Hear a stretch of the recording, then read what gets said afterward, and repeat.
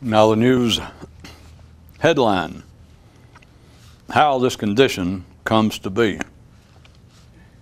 'Tis the voice of your own commentary that makes reality seem too small and all therein so ill arranged. One man of yore had this to note, never look now, else the silence of the present might reveal the way things be. On one planet was once a race of creatures whose development was stopped by the fact that their vocal sense overwhelmed their visual one. While here on this planet, damn near the opposite occurred. And those who say they don't get this need to be on the first mentioned world. Once upon a time there was a wooden horse on the last row of the carousel who finally asked himself, there's no such thing as the last row on a merry-go-round. And a beautifully carved swan next to him noted that wasn't a question, and the horse was forced to reply, mind your own business, Featherface.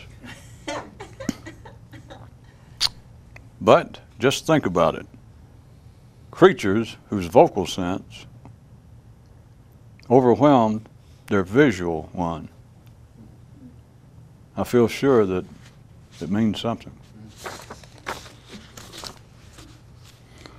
Part of the impersonal energy that ignites men's minds causes them to say, an unannotated life is not the proper life for men.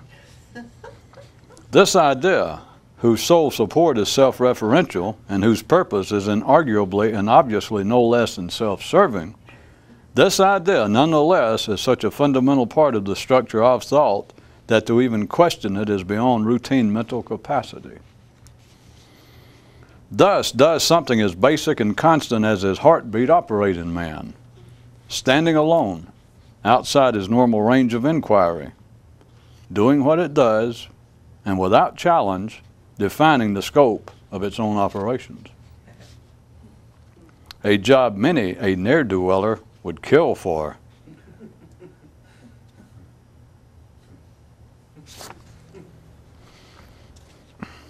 Ordinary consciousness is no more individual to a man than is a specific gazelle food for a particular lion. There was once a planet on which one particular species was born with an ability unique to that world, an ability which seemed to serve them well and in fact put them in the paramount position amongst all of the creatures. But hidden deep within all of this glory, glamour, and power were a small number of the species who, although fully recognizing the advantages their kind collectively enjoyed from this special ability, nevertheless, for reasons known only to them, at best it would seem, became caught up in questioning its role and necessity in the life of the individual, that is to say, themselves individually. Contemporaneously to this, back here on Earth, was a small band of railroad engineers who undertook to separate their thinking about where their trains were going and their actual travel.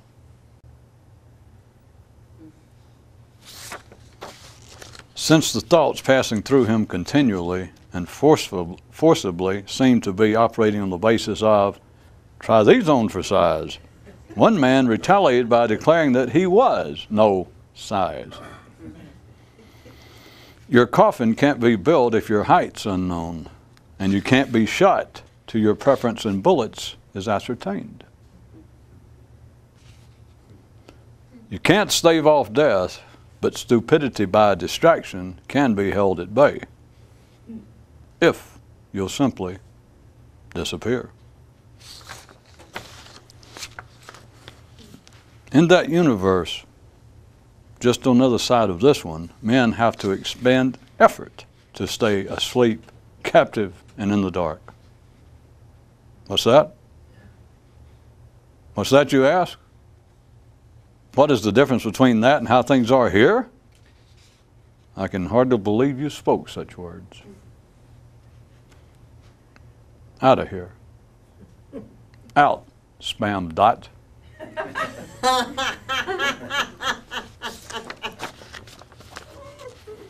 In the temple, down on his knees, a man was overheard praying to the local deity. Dear God, I've never asked you for anything before, but I certainly would appreciate it if you could help me through this present unpleasantness. And unexpectedly, the voice of the divine audibly replied, which is, being alive, said the startled man. A man asked a mystic, is everything connected? Yes, he replied, in the same way that it's not.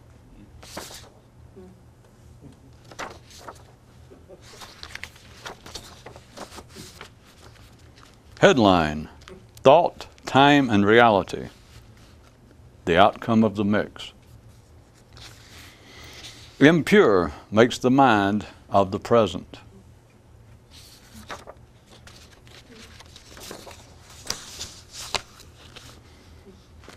One man declared, I will read no book that has a preface. Sometime later he revised this decision thusly, I will also read no book that has an introduction.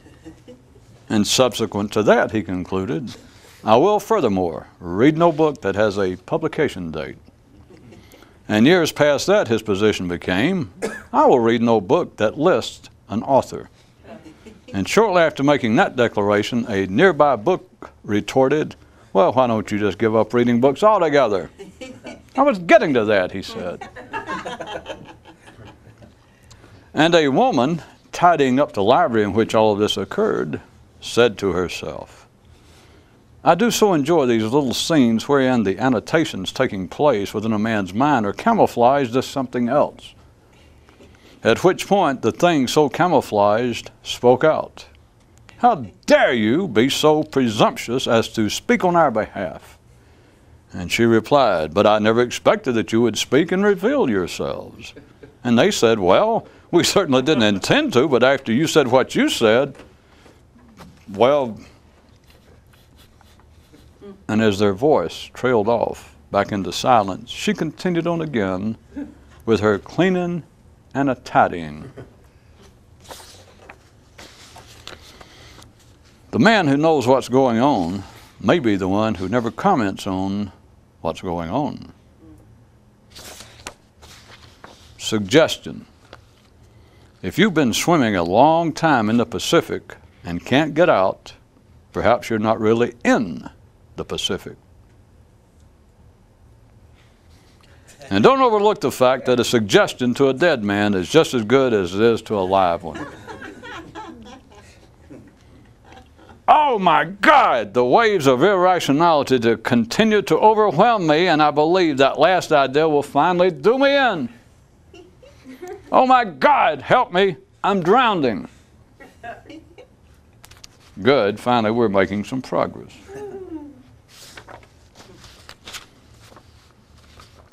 When your efforts seem to be their least profitable is when you should be doubling and tripling your efforts. It is during such periods that unrestrained, indiscriminate beating up on yourself is permissible. A man with some enlightened knowledge of internal meteorology may, under desperate conditions, resort to such otherwise desperate actions as firing his pistol at an oncoming hurricane. Only those who know what to do truly know what to do, which at times can be so bizarre as to be best kept quiet and to yourself. Themselves, unless you're one of them. Remember, boys and girls, if what you're pondering makes sense, you're in a world of dreams wherein sense is irrelevant.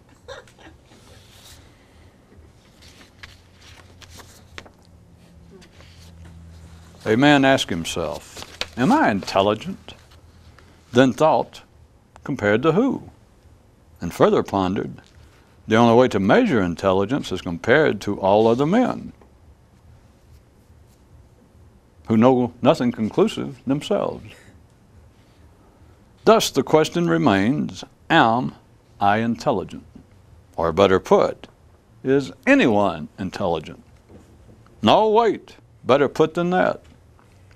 is there even such a thing as what we call mental intelligence? After all of that, what normally passes for his intelligence told him he should go lay down and cool off. One mystic gave his view. Enlightenment is easy to describe. It's being free from all that you've ever been. As soon as you ask someone else what you should do regarding behavior, you're off on the wrong foot entirely. A man unsure how to live physically has no future in any other area. To ever be extraordinary, you must first be ordinary. And that's the name of that foot. One man says his most promising present area of inquiry is in asking himself, are my genes as connected to external conditions as seem my thoughts? What a query. In the struggle between hormones and neurons, in bouts sanctioned by civilization, neurons are favored to win, while off in the private lives of the few, a total re-examination of the situation is underway. Within that misjudged conflict, the more awake do not seek a victory, but rather a neutralization.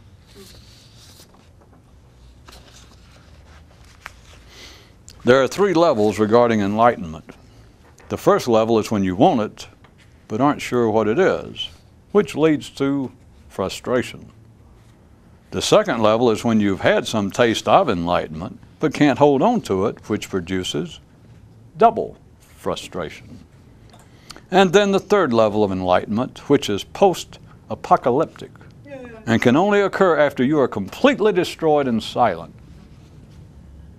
This is why so little is heard from those most enlightened.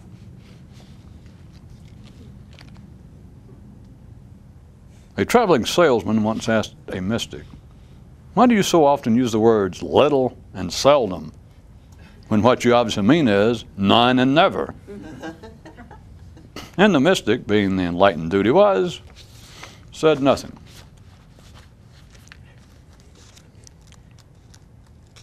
Upon hearing someone say, oftentimes I feel underappreciated, to himself a man reflected, it seems to me that once you begin to think in terms of feelings, feeling underappreciated becomes inevitable. Once your fanciful bakery is up and running, all treats imaginable are possible. While men, not without foundation, refer to the mind's abilities as being limitless, they yet do not fully comprehend the real basis for the observation, nor recognize the subsequent ramifications arising therefrom. Even in the land of the chimerical sweet shops, there is a distinction between superhero bakers with real superhero powers and those with but frou-frou ones. Those who never learn to distinguish the apparent lack of horizons from a landscape solely conjured will forever be victim of distorted sight. All in all, always is always, it doesn't matter how hard you look if you continue to look in the wrong places. A kid asked the older guy who was always around, apparently family, quote, can men actually help one another physically? He replied. How about otherwise? Asked the boy. Technical advice, he replied. Anything else? Inquired the lad. Well, maybe telling someone else to shut up, he answered. And now some news from Wall Street. A definition, in fact. Being human, a glut on the market.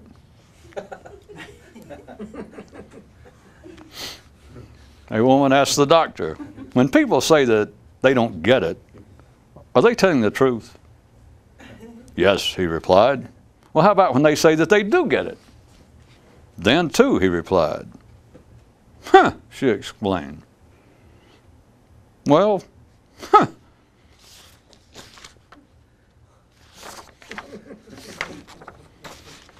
A chap asked a mystic, if I could remember everything that ever happened to me, would I be awake? Yes, he replied. Well, if I could forget everything that ever happened to me, would I be enlightened? Yes, again, he replied.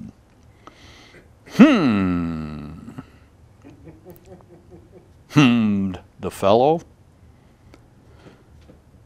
Well,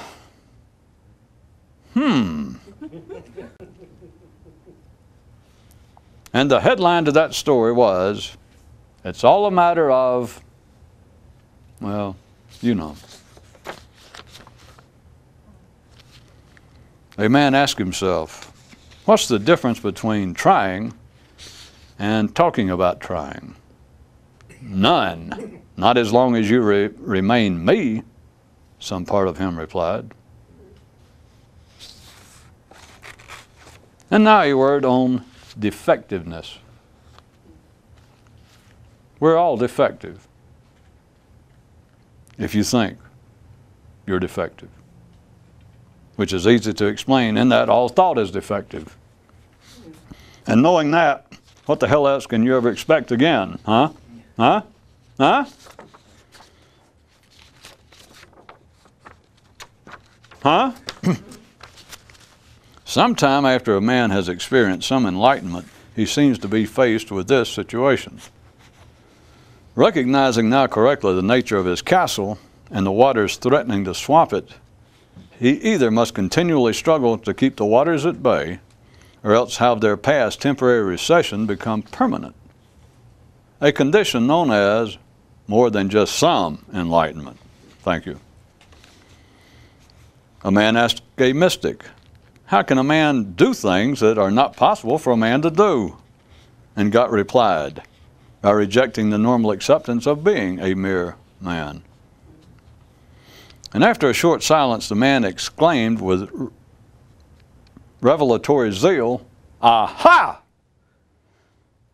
Having not the foggiest notion what the words of the mystic meant. About the only thing you can say about reality is that it can be witnessed but not described. The phrase concerning being too smart for your own good would have operational application only with someone who had awakened and were thus too aware to have any dependence on being smart.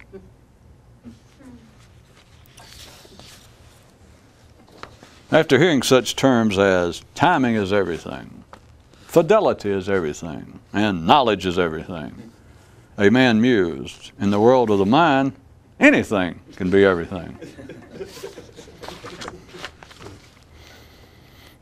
A man who knows what's going on may be the one who shows no sign of knowing what's going on.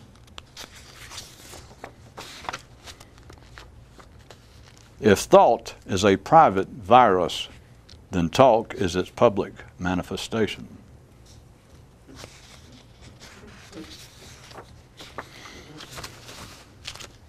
Those who believe in evil karma also believe that dung causes digestion.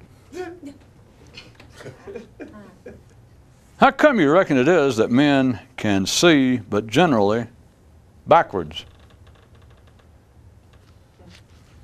One man said, "You sure are dainty little things." And his fears said, "You mean us?" "No," he replied, "my certainties." And a father so instructed his son, "It's okay being an idiot as long as you're aware of your condition."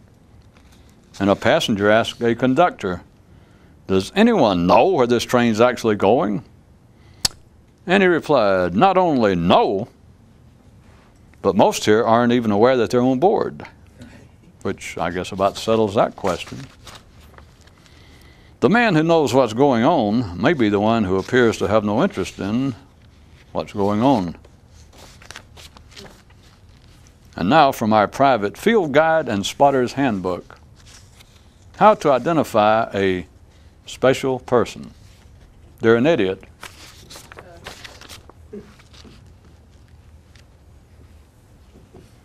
They're crazy?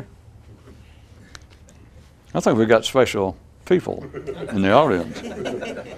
I don't like a loaded audience, by the way. Can't always help it. But a man asked a mystic, "Is there really such a thing as secret knowledge?" "Yes," he replied. And the man said, "Is it secret because it can't be put into words?" "Yes," replied the mystic. And the man said, "Then I'll bet it's just laying out here in the open all around us, isn't it?" "Yes," the mystic replied. And the man squinted a quizzical eye and said, "Is yes all you can say?" "Yes, yes, and more yes," he replied. In years to come, as the man would look back on this conversation and attempt to extract all profit possible therefrom, he'd wonder why the mystic in his final comment included the words, "and more." It takes a lot of directions to suit the eternally lost, while but a few for those terminally sick of being displaced. Somewhere a bit down the line, one guy paused momentarily to muse. "Man, I wish there had been some secret knowledge. Maybe it'd have helped me with my assault on secret ignorance." A sign posted on that strange beach declared, "Collectively we drowned, individually we swim, if at all." One man measures what he refers to as his progress like this: "I am no longer deceived, deprived, or angry at the world. I am simply a weak, lazy, distracted lord-ass, incapable or else indisposed to be otherwise." Question: how do all metaphysical lies begin? With such words as, "There are two types of men," or "There are three forms of reality," or "There are four great truths," and so on along such divisionary lines.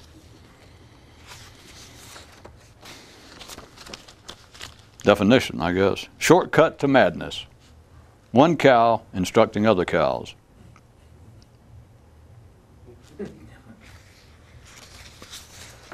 Men want to please and seek favor from one another more than is commonly perceived.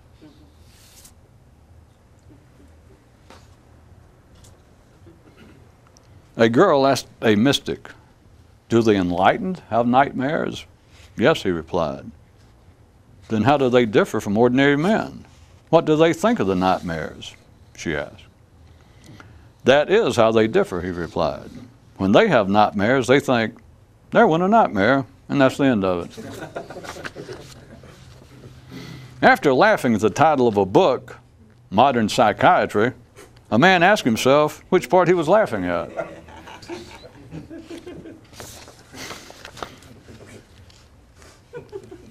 Claiming to have a certain pride and respect for the mind, one man says he does not consider any looking back as a form of thinking. Sounds like a start. And finally, when someone asked a mystic what good deeds and practices an awakened man would pursue, he replied, "The deed of not asking about practices and the practice of not thinking about deeds."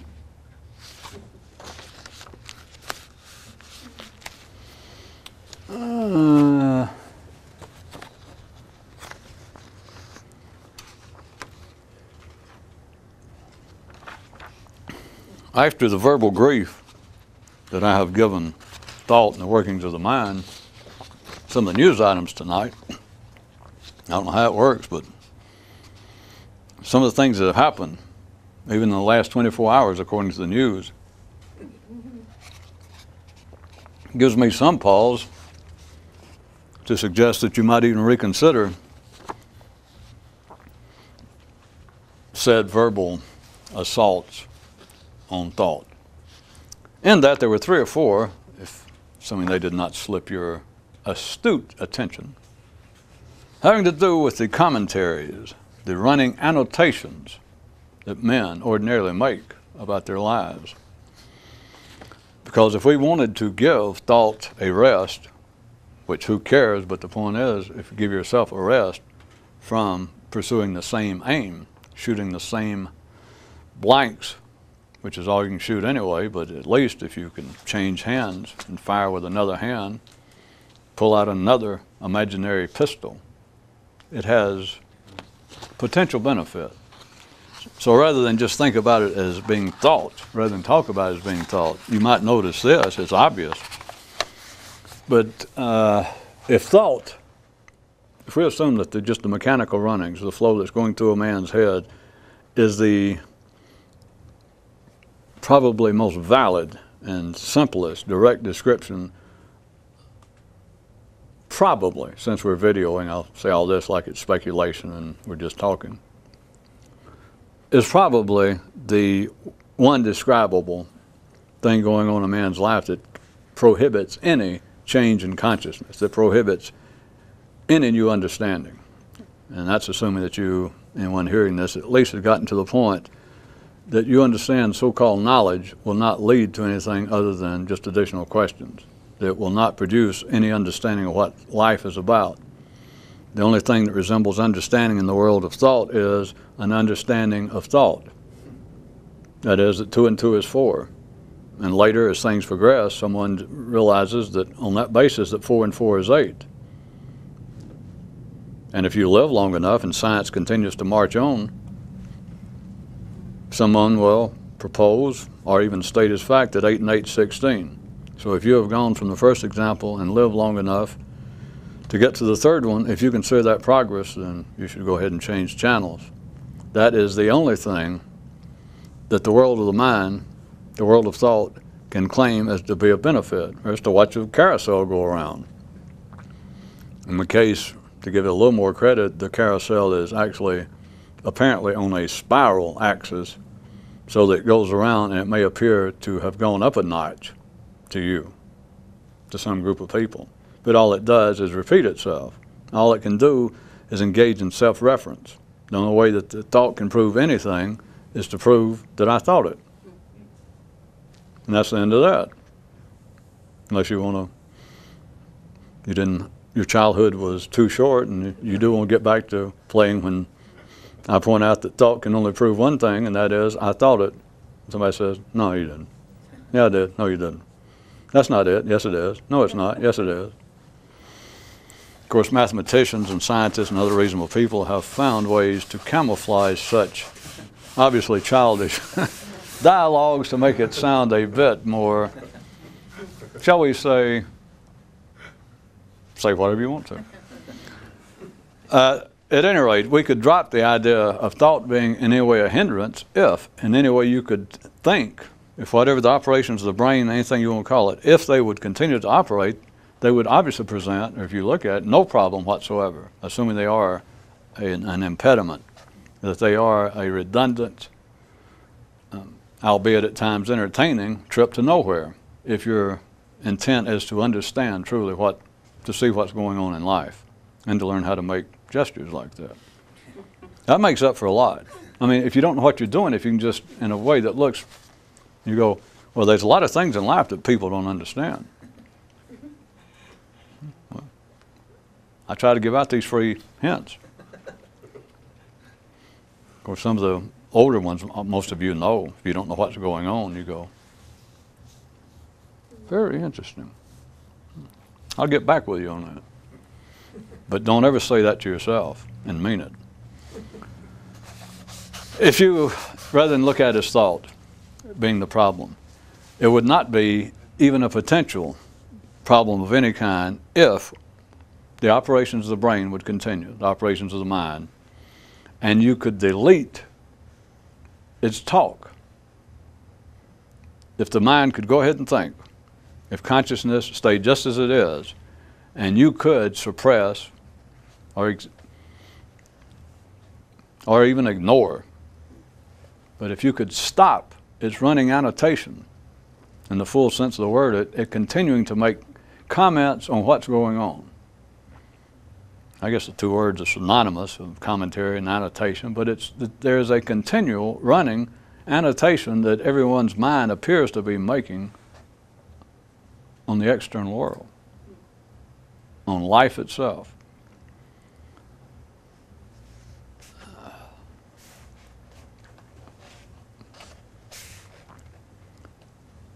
The situation then, I've touched on it before, but becomes, according to how you look at it, extremely interesting for a short period of time, or extremely confusing. That is, this annotation, if you pointed out to an ordinary person and you got them to consider it for a moment and sort of go along with it for the sake of the conversation, and they say, well, I can see what you mean. They could not accept it as a complete operation or a complete definition of what their mind does, but we'll assume that an ordinary person could reflect on it to a degree and say, yeah, that does go on. That does go on. And then if you said, well, have you ever considered that it is an absolute waste of time? Which really doesn't cover it. It is irrelevant. There's no better word description. It's irrelevant to you, to your life. Then the mind will say no.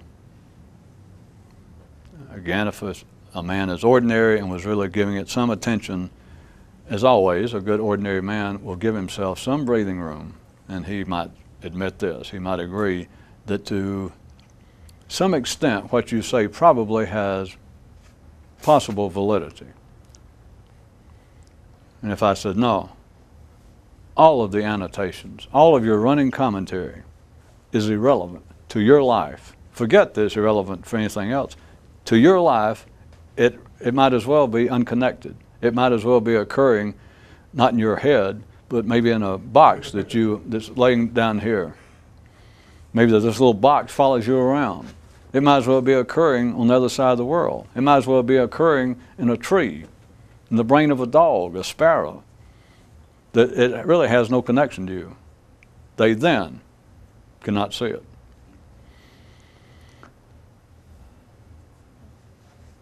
It is damn near impossible to ever see it. You can talk about it, and I guess I can make up enough examples as where metaphors have some usefulness, and that I can make up examples, and there were 4 or 5 news stories tonight about this. And through a metaphor, you may think, yeah, I see it. If I started talking about radios and picking up that everyone's brain was like a radio receiver and it was picking up broadcasts, the source of which no one recognizes, the source of which everyone assumes is themselves. And if you, such as that, I know people strike people, the mind of people, certain people under certain conditions can get a glimpse of something like, but if you try directly to tell the commentary, you try and address the commentary, the annotation that's going on, and to tell it anything about itself, all it will do is further comment on what you said. If you say, will you ponder yourself? Would you turn your attention back immediately on you, fully on you just for a moment? Would you do that? All it will do, it may agree that it did it, it may claim to have done it, but what it will first do, immediately do, is annotate what you said. It will comment on what you said. Well, let's bypass all the speculation and that kind of talk for the video audience. I was already using the term description about how all thought is flawed, which you either see or you don't because it cannot be proven. And if worse comes to worse, thought will always resort to that great unique ability it has, that if you say all thought is flawed and it says no, maybe some, you go, no, all. And it might say, well, probably more than some. No, all. You've pushed it too far. You don't know who you're fooling with because then they'll say, no, it's not. And there you are. But rather than just look at his thought being flawed,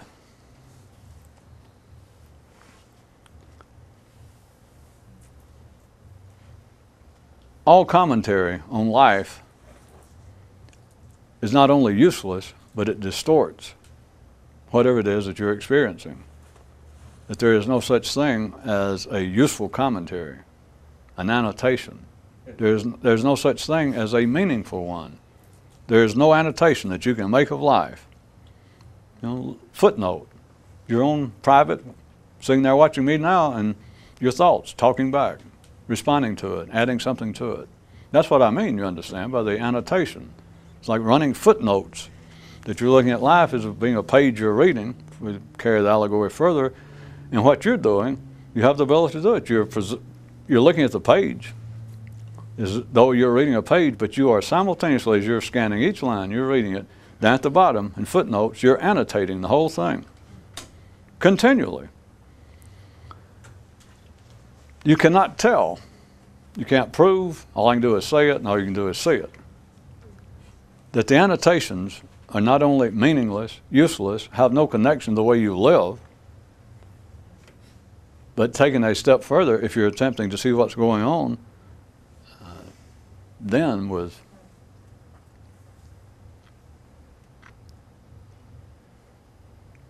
total validity again, you can only say, or I can only say, it distorts. Whereas, look at from just the opposite direction, from an ordinary view, what are annotations? In the technical, in the ordinary sense of the word, the annotations to a book, you generally assume, it would be the assumption that if it was under ordinary conditions, that the annotator is an expert in the field, some knowledgeable person has taken a work of art, a work of literature, whatever it is, let's say it's some past piece of literature, and he goes through it, and he goes now, based upon his expertise, that perhaps he is majored in whether it's British lit, German lit, and perhaps he's also a linguist, perhaps he's also a historian on the side, and he's taken something that was written in the 1400s, and he right now has a 21st century annotated update. And those of you that's seen real works like that, it's not uncommon at all for the annotation to take up better than half the book, which there's nothing wrong with it.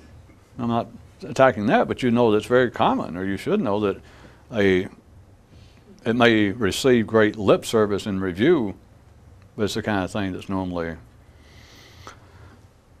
doesn't escape the area of expertise in which it was presented to begin with. But anyway, you can look through the book, and there might be a half a page on each page of the actual text, and the guy's annotations will take up more than half of that page just annotating, bring you up to date, what they've discovered, his speculations. But it is a running commentary if it was something that you thought you enjoyed, a Shakespeare play, some piece of fiction that you thought really read nicely, that you had read, it was Don Quixote, and you still remember I read that, and that was the first piece of fiction I ever cared for, so-called classical literature. Boy, I sat down and read that one day in high school. They told me I had to, but I started reading and I couldn't leave the library. And you go back now and you start reading it with this annotated version, and the annotations are longer than the work. Again, I'm not attacking, as you know, the annotation. That's not the point. But this is it is a beautiful parallel between this. The annotation ends up taking up, they all don't, of course, but it's easy for the annotation to take up more of the page, more of the book, than the book did.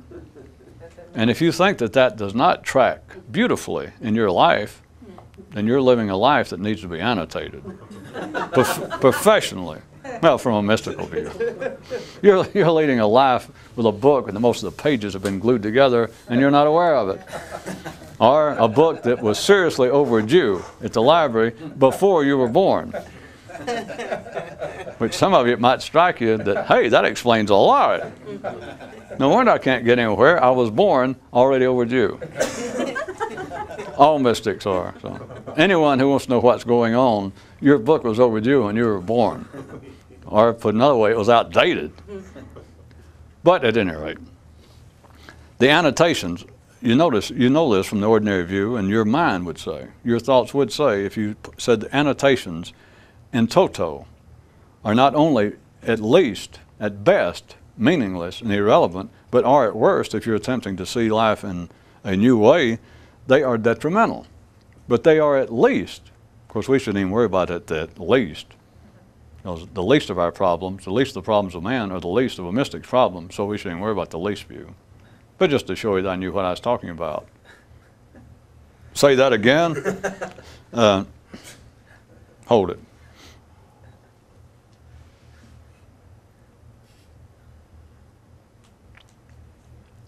the annotations, the running commentary that a man's mind is making on life.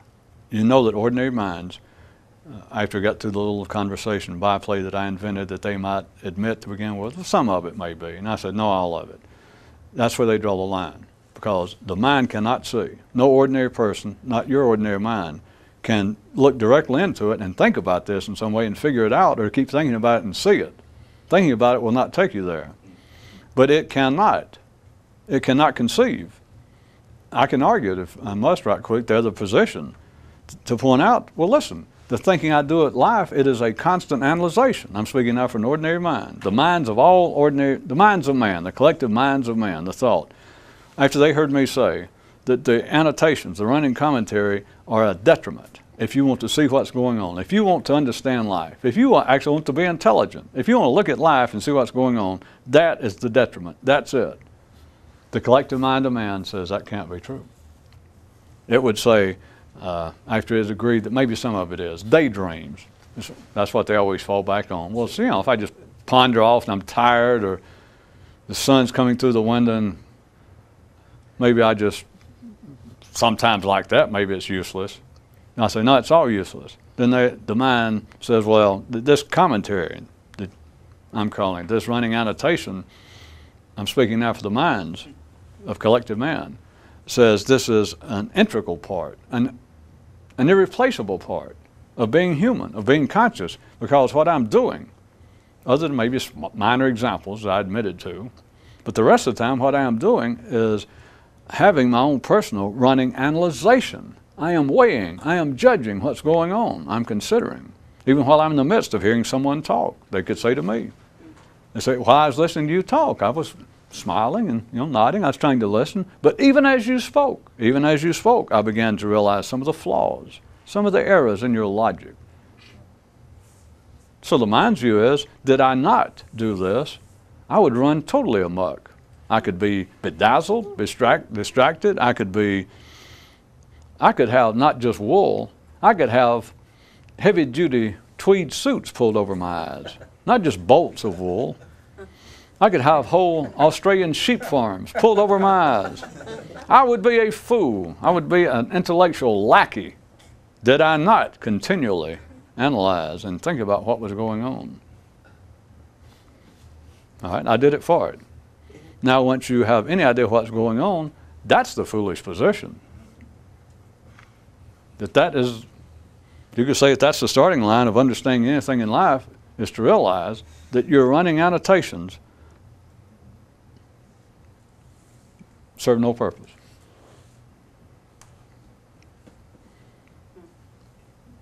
As always, if we lived in a better world, just me saying that would cause many people, if not all of you, to suddenly achieve enlightenment.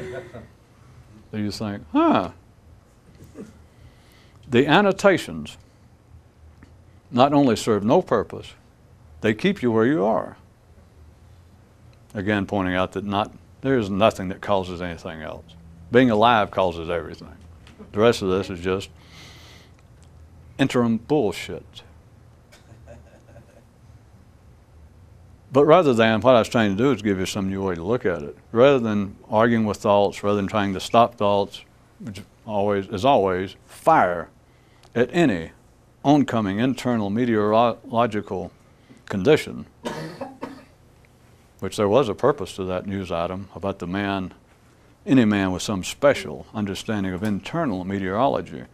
When times are desperate, he will not hesitate to fire a little .22 pistol at an oncoming hurricane. That's part of what trying to wake up is about. Desperate times calls for desperate measures, and then you realize there are no desperate times. It was my desperate measures in part, you figure it out.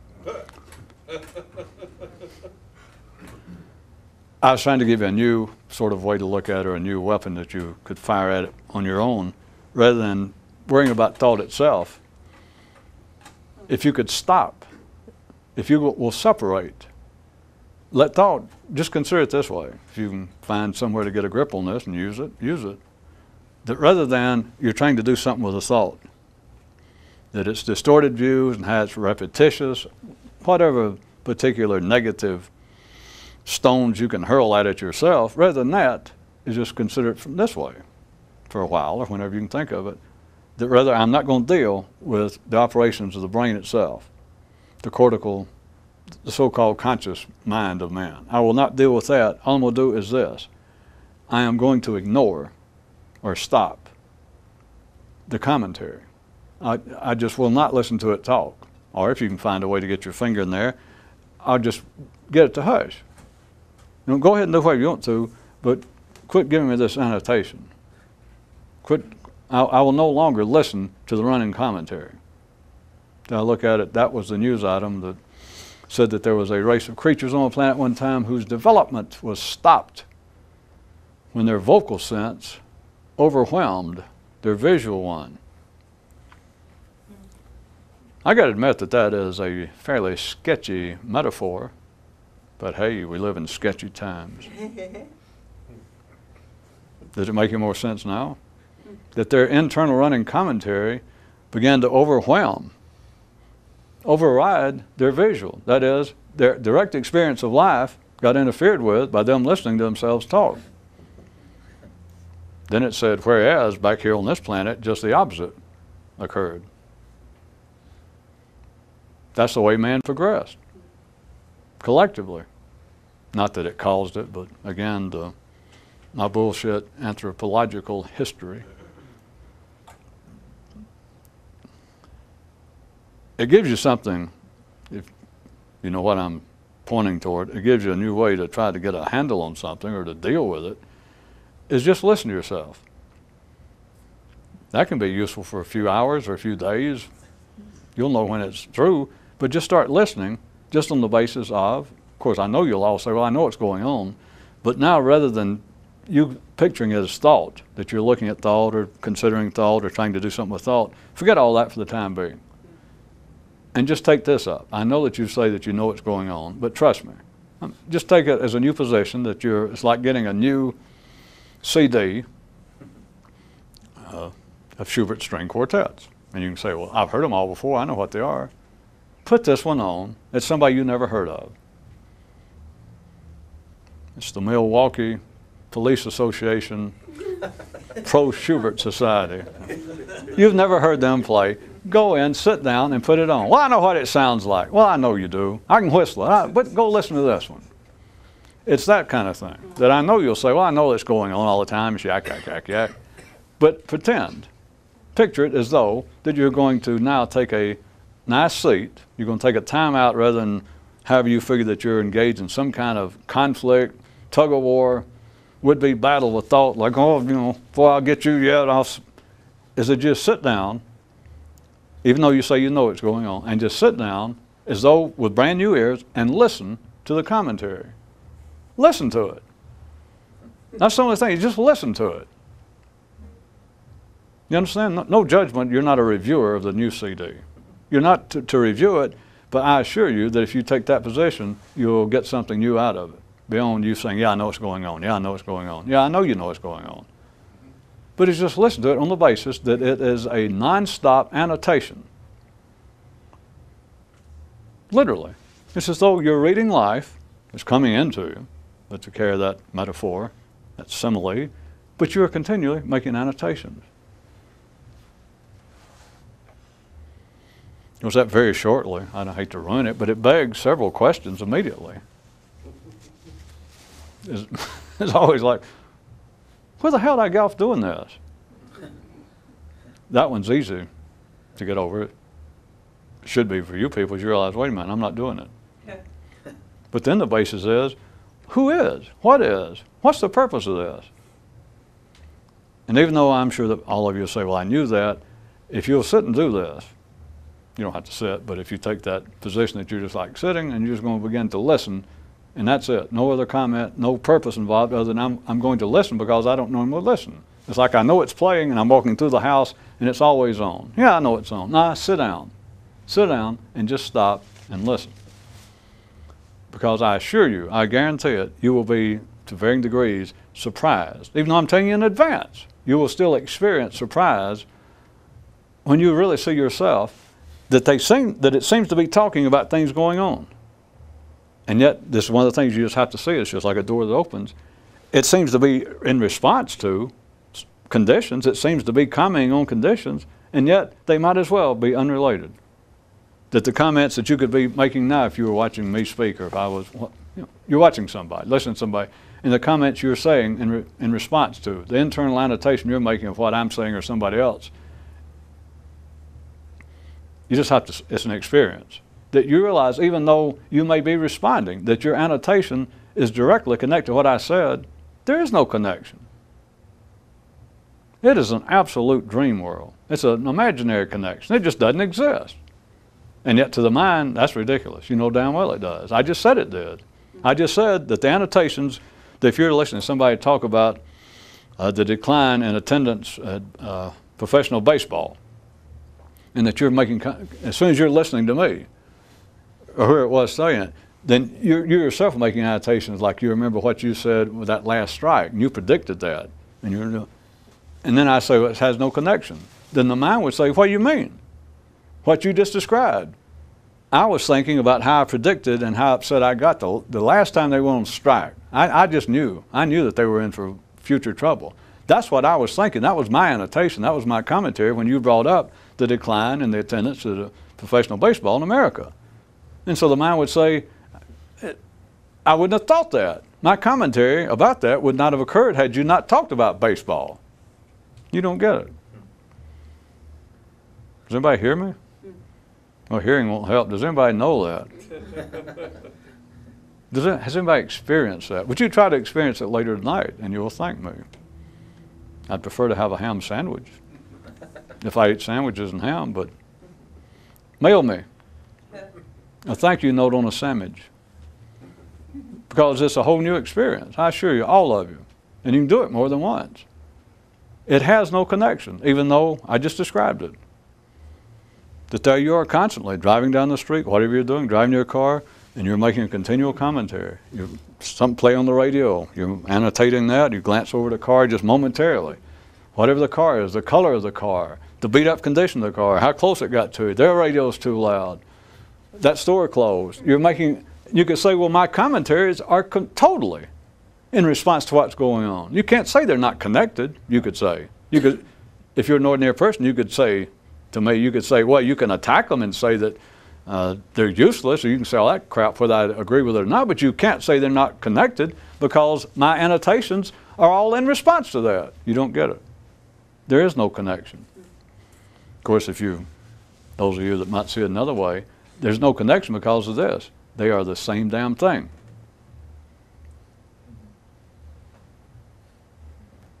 That's called awakening.